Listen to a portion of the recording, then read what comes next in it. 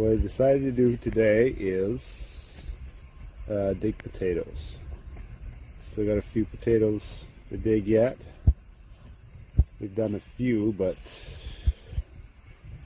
not even quite half, I don't think. We've done just about a row. We got 3 rows total. And since the weather's starting to turn cold, I decided I better try to make sure I get these potatoes up. So that is what we're up to today.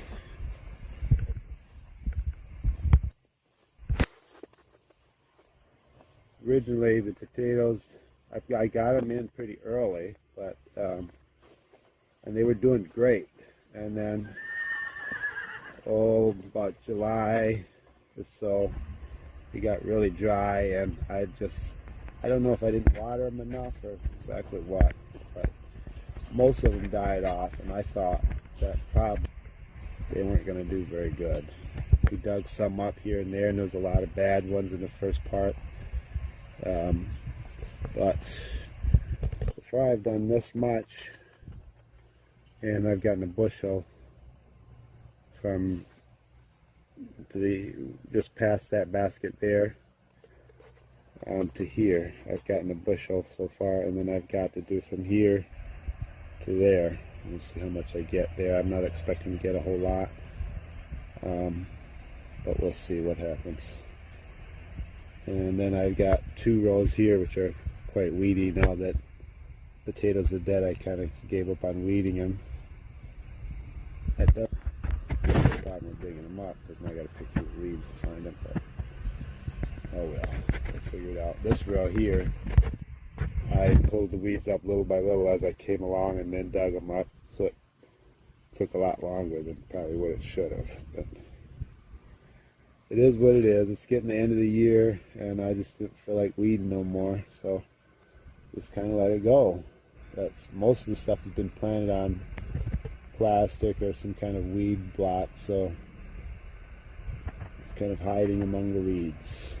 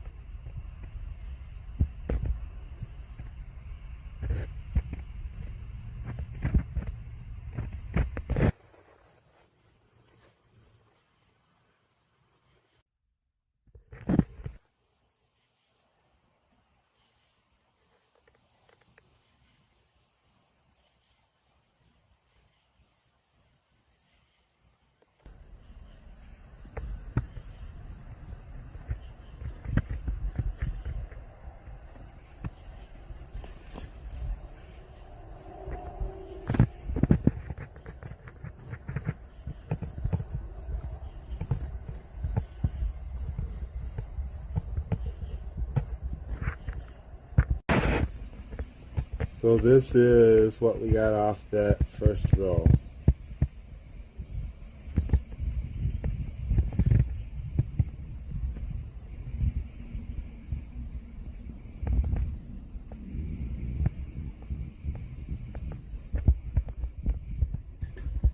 And now I think we'll start the second row. It's getting pretty chilly out this evening.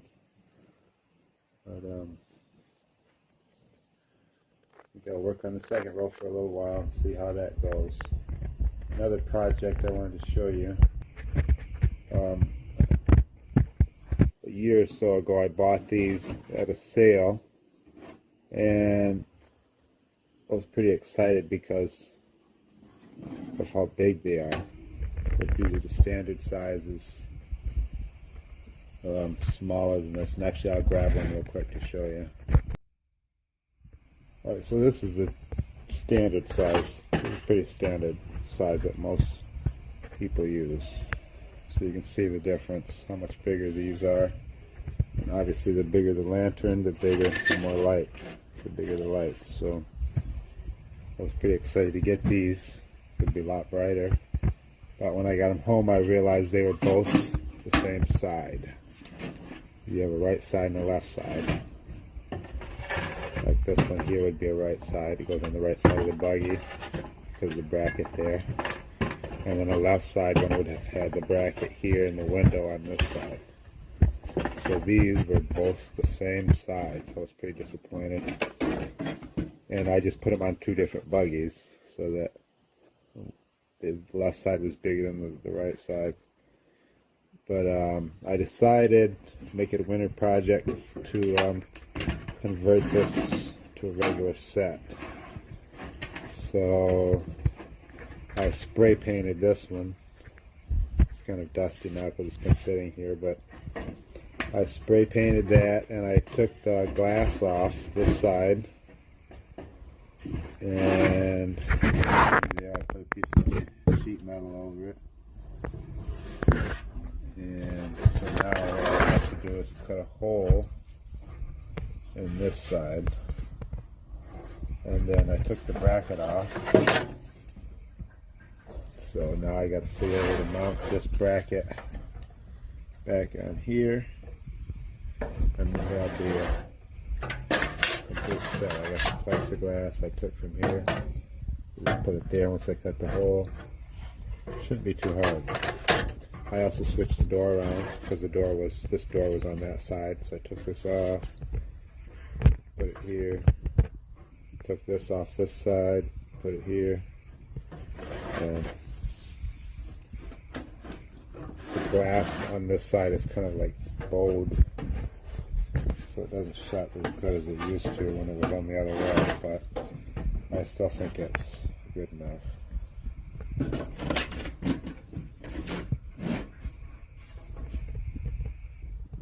But I bought these at a sale. I guess these belonged to John before me.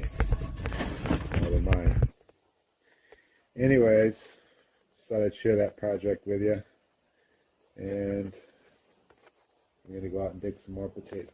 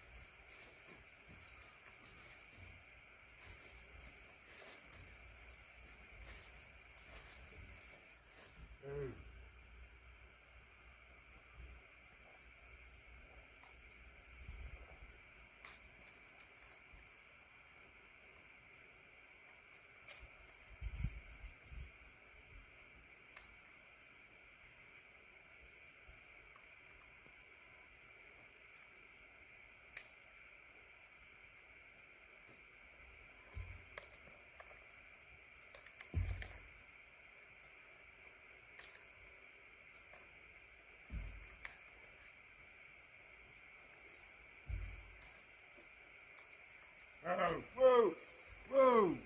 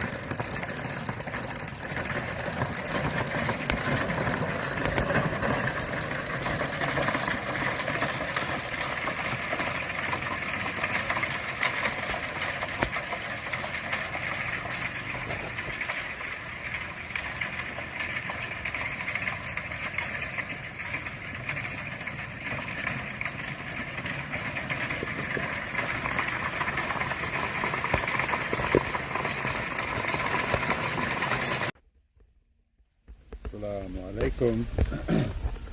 Just going to share a few thoughts that I've had while I'm feeding. I was talking with one of my friends,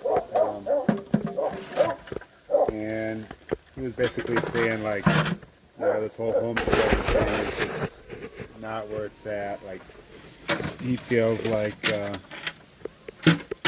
working a full-time job and then coming home and trying to homestead, that he's just throwing his money away because he's just putting all this money into animals and not getting anything out of it. And so he was basically like saying, how can you survive doing this and not working a full-time job? And if you do work a full-time job, then it's not really worth doing, because it's just like, you know, the homesteading is not really taking care of itself, so why do it? And so that just was some kind of thought-provoking conversation I thought I would share. See what you guys think. My opinion is that it depends on, like, I don't know. First of all, I think it takes a lot of patience. Like, you know, it's not a slot machine. You're not gonna necessarily get rich overnight and get all this money doing it. That's more, for me, it's more about having a better lifestyle, just a more peaceful lifestyle that's close to the land, and, you know, simplifies my life so that I can practice my religion. But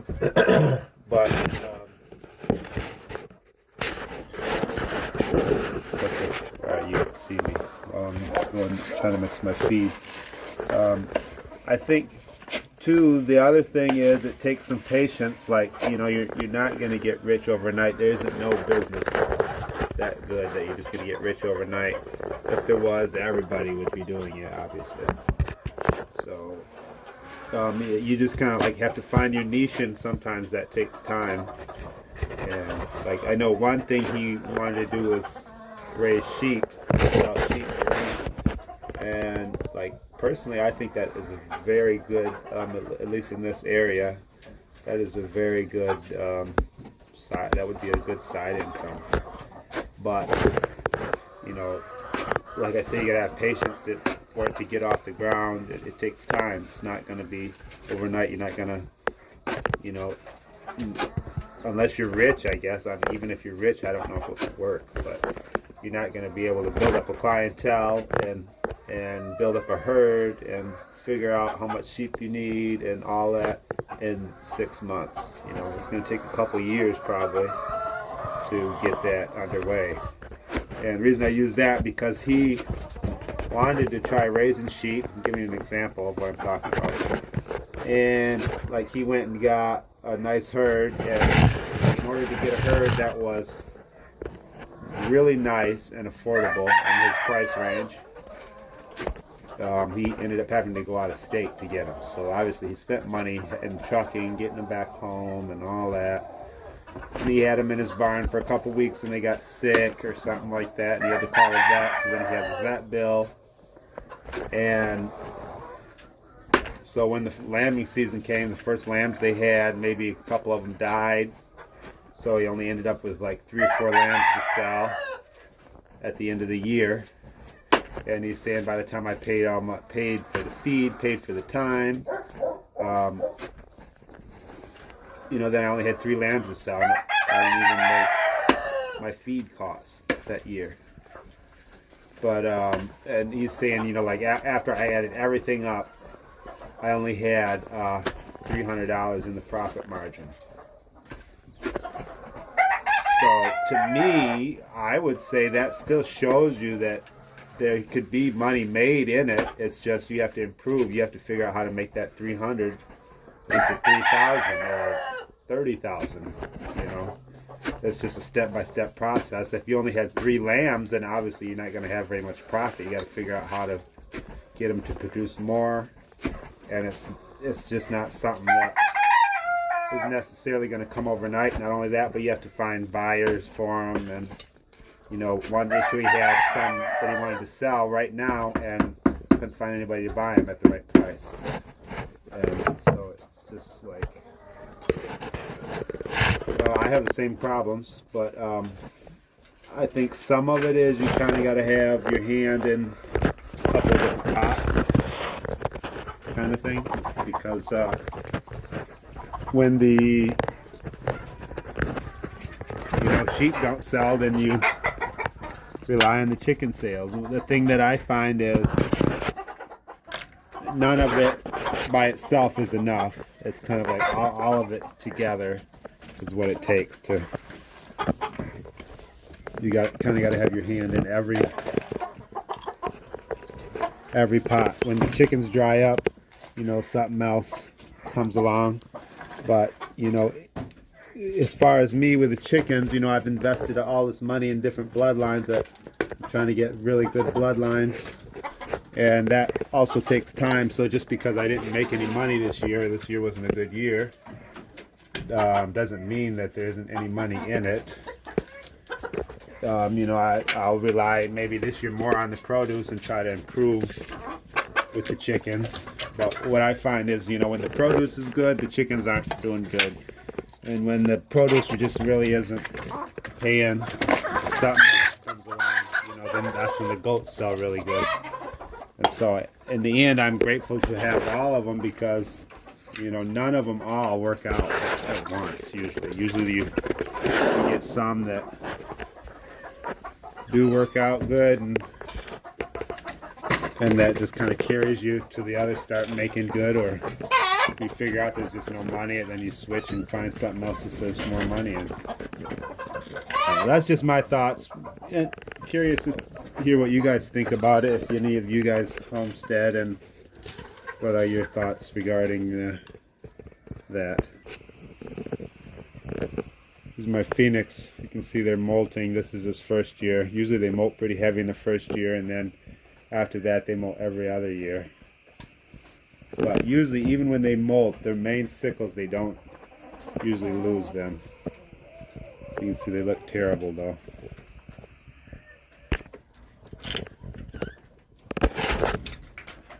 But that's pretty much my thoughts on it. Is, you know, it's a lot, you know, takes a lot of patience, and it's not something that you're just going to get rich off from. It's going to be a lot of hard work. If it was something you could just really easily get rich and make all this money, then everybody would be doing it, and then there would be no market for it. But the best thing is you know, you stay active and you have a decent lifestyle, and you can kind of be more in control of your life, you know. And so on. Those are just my thoughts on the matter, and yeah, it's definitely you know, not a cakewalk. It's not probably as fun as some people make it out to be. You know, living off the grid, homesteading, or however you do it. Some people homestead on the grid, but I just think it's just like everything. It takes patience, and nothing works good overnight. You know, nothing happens overnight like the lotto. Usually, if something's that easy to make money, there's something wrong with it. Like it's something corrupt or something, you know, taking advantage of somebody. That's the only kind of things that you can make money real easy, hand over fist, and is, you know, either something illegal or something corrupt. So everything else, you just got to work for it and stick with it, you know. 6 months might not be enough to figure out if it's a viable thing to do. It might take a year or two, but you have to also be able to tell, like, surmise in some kind of way, figure out if this just isn't working. I'm not going to put no more effort into it, or, you know, if I put a little more effort into it, maybe it'll do a little better. I guess you sort of have to have some kind of intuition in that regard too. But yeah, as far as like me with raising the chickens and the animals that I raise, I try not to raise anything that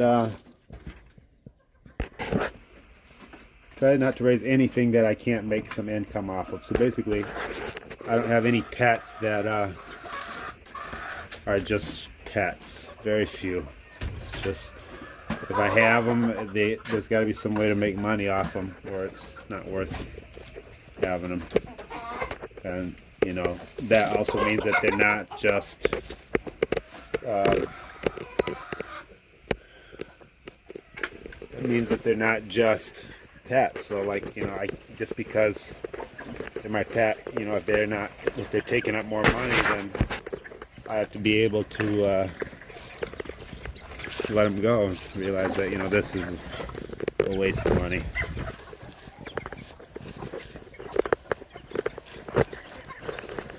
You can't become too attached to anything, and